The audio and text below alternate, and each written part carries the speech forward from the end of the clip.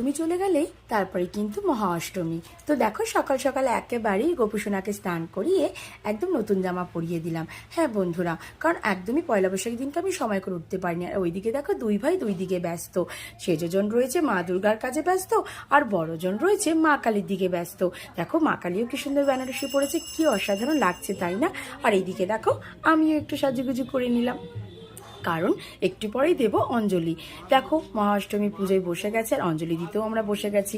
বাসন্তী পুজো আর দুর্গাপুজোর মধ্যে কোনোই তফাৎ থাকে না বন্ধুরা, কারণ আমাদের বাড়িতে সেই 4 দিনই কিন্তু সেইভাবেই পুজোটা দেওয়া হয় মা দুর্গার পুজোর মতন। আর এইবারে দুর্গা পুজোর অঞ্জলি কিন্তু জানি না কোন টাইমে পড়বে, হয়তো যদি জানতে পারি তোমাদের আমি অবশ্যই জানিয়ে দেব। এটাকে তো একদমই সত্যি বাড়ির পুজোর মজাই লাগে। দেখে তো ছোটবাবু ঢাক বাজাতে কতটা ব্যস্ত। আর এখানে দেখো পুজোর শেষে আমি একটু সুন্দর করে ছবি তুলে নিলাম, আর বরমশাইয়ের সঙ্গে একটু ছবি তুলে নিলাম, সাথে বাচ্চাগুলোরও ছবি তুলে নিলাম। সব শেষে